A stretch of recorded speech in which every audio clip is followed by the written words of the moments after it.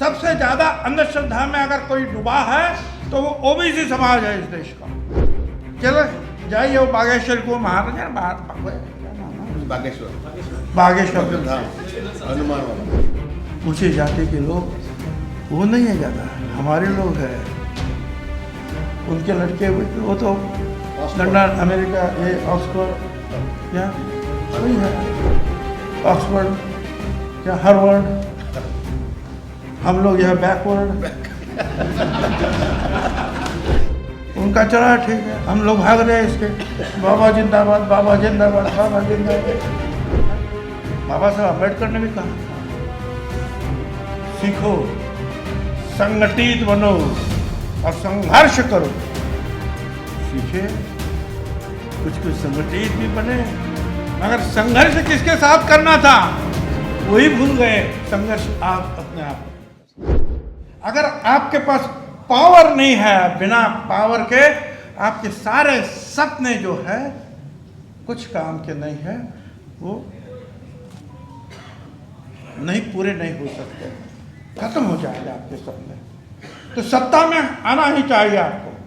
Doctor बाबा साहब अम्बेडकर ने वही कहा उन्होंने कि जाओ सत्ता में जाओ, सत्ता हासिल करो, फिर तुमको तुम्हारी जो भी तुम्हारे सपने हैं, मांग है, आगे आने के लिए जो आप तरस रहे हैं वो सब पूरा होगा।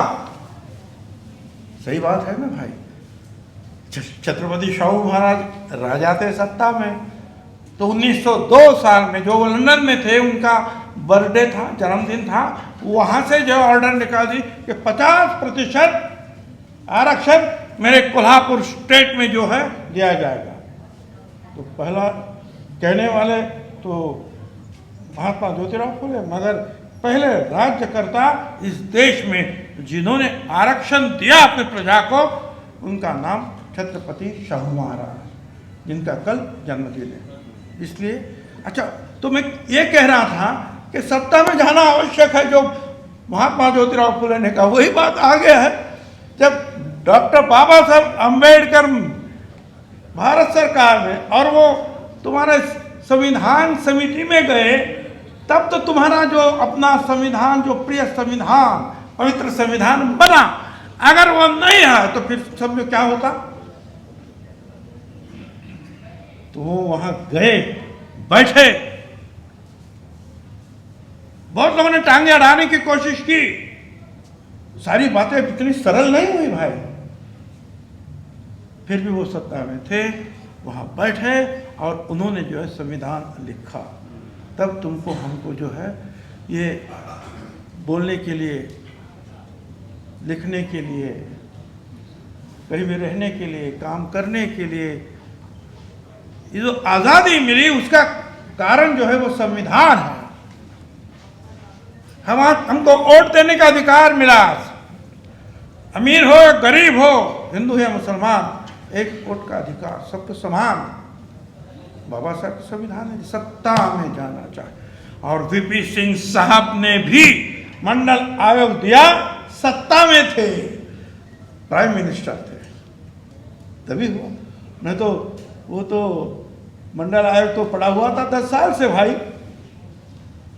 आयोग तो तैयार था, 10 साल से इम्प्लीमेंटेशन नहीं हो रहा था, सत्ता में आए, इम्प्लीमेंटेशन हो गया।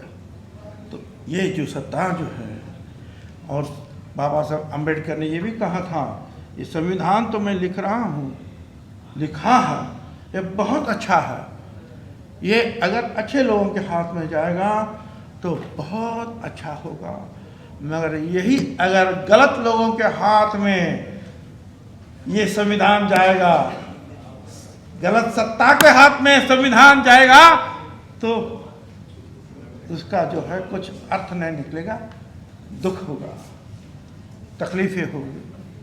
मैं ये क्यों बोल रहा है, आप समझ रहे हैं कि मुझे क्या कहना चाहिए।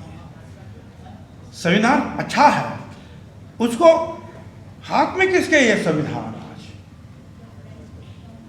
कुछ भी करो चलता है। आपने कहा कि ये जो अर्जन सिंह साहब की बात कही, सही बात है। मैं डिप्टी चीफ मिनिस्टर था महाराष्ट्र का, और ये क्या जंतर मंतर में बैठे थे, धूप में हम लोग का, और यही कि जो है केंद्रीय शिक्षण संस्था में हमको आरक्षण चाहिए। मंडल 2 ठीक है, तो हमको बुला लिए, आप लोग भी थे, बोले क्या चाहिए, कुछ बोले मैंने इसीलिए बैठा है, क्या कितने लोगों को, ये क्यों नहीं दे रहा, उनको दे दिया 2007 से मेरे ख्याल से उन्होंने आरक्षण केंद्रीय संस्था 2017 में निकाल दिया गया। आपको पता है 2017 में उसको विड्रॉ किया, और फिर 2 साल पहले जो है उन्होंने बोला कि भाई हम आपको आरक्षण दे रहे हैं केंद्रीय शिक्षण संस्था में। अरे भाई वो तो दिया था अर्जन सिंह साहब ने, आपने तो निकाला था, और फिर आप देने की बात कर रहे हो। ये सारा इतिहास जो आपके सामने, इसलिए और फिर कहते हैं कि ठीक है हमारे 27 ओबीसी मिनिस्टर, ठीक है भाई कोई बात नहीं, अच्छी बात है, मगर ओबीसी के जो जनता है, ओबीसी की पिछड़ों के लोग जो है उनके फायदे में कुछ आवे तब ना, सिर्फ वो मिनिस्टर बन के हमारा क्या फायदा है भाई, वो कुछ करे हमारे लिए तब। आज तो सब गड़बड़ हो रहा है। अभी तो आपने कहा अब शिक्षा बहुत बड़ी आप पढ़े, अब जो है आप IAS हो या नहीं हो, फिर भी जो है आपको वहाँ सेक्रेटरीट में जो है भारत सरकार में दिया जाएगा, चुन कर लिया जाएगा, ऐसा नहीं चुन कर। आपकी कितनी क्या सीखा आपने, अभी यही होना है तो UPSC और ये सब क्या काम का है भाई, सेक्रेटरी तो ऐसे ही बनना है, अभी तो क्या काम का ये हो रहा है, हम लोग चुप है। ये क्यों हो रहा है, इसका कारण है हम लोग जो है पिछड़े लोग, एक बहुत अच्छा कहा, एक ऐसा बैठा हुआ हाथी है वो उठता ही नहीं है, इसको कितना भी ये करो उठता ही नहीं, सब बैठा है। आपने कहा रास्ते पे आना चाहिए, रास्ते पे आने के लिए उठना तो चाहिए वो हाथी, तब वो चलेगा, उठता ही नहीं। क्या करें, हमारे महाराष्ट्र में तो ओबीसी की 400 जाति हैं, और हमेशा जो ये इसके खिलाफ हो उसके खिलाफ हो, अब से आप अपने आपस में झगड़ा चालू है। बिहार में भी वही है, सब जगह वही है, हम लोग लड़ रहे हैं। बाबा साहब अम्बेडकर ने भी कहा था सीखो, संगठित बनो और संघर्ष करो। सीखे, कुछ संगठित भी बने, मगर संघर्ष किसके साथ करना था वही भूल गए। संघर्ष आप अपने आप कर सकते, क्या करें। अंधश्रद्धा में सावित्रीबाई फुले, महात्मा ज्योतिराव फुले सभी ने कहा अंधश्रद्धा छोड़ो। सबसे ज्यादा अंधश्रद्धा में अगर कोई डूबा है तो वो ओबीसी समाज है इस देश का। चलो जाइए वो बागेश्वर को, महाराजा क्या नाम है, बागेश्वर हनुमान वाला, लाखों दौड़ते कुछ मरते भी है, मुर्गा बनाता, कुछ क्या करते, कौन है वो लोग? ऊंचे जाति के लोग वो नहीं है ज्यादा, हमारे लोग हैं। उनके लड़के वो तो लंदन, अमेरिका, ये ऑक्सफोर्ड, या वही है, वहाँ ही है ऑक्सफोर्ड, क्या हार्वर्ड, हम लोग यहाँ बैकवर्ड।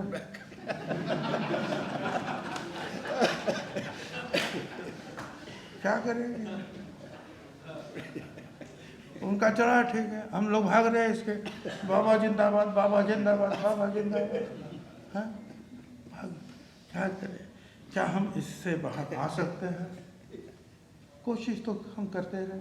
कांटा साहब, आप सभी लोग बहुत बड़ी बड़ी अच्छी बातें करें, सारे लोग जो है आप अपने ओर से जो है ताकत लगा सकते। यही एक जगह है मेरे ख्याल से, आज मुझे याद आती है ये शरद यादव साहब, ओबीसी महासभा का यहाँ मिले, और उन्होंने कहा कि भुजबल जी आप समझिए, मैं जा रहा हूँ कि मैं तो अभी थक गया हूँ, आप लोग जो है ये इस लड़ाई को आगे बढ़ाइए।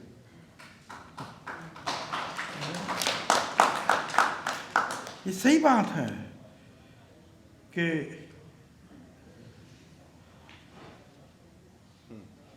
बाबा साहब आम्बेडकर को भारत रत्न देने का काम जो है वो किसने किया था? वीपी सिंह साहब ने किया था। ये और उनको जो है संघर्ष तो काफ़ी करना पड़ा। ये जो सारे लोग हैं हमारे, शरद यादव जी है, लालू प्रसाद यादव जी है, मुलायम सिंह यादव है, मायावती है, शरद पवार है, सब लोग अपने अपने ढंग से लड़ते रहे।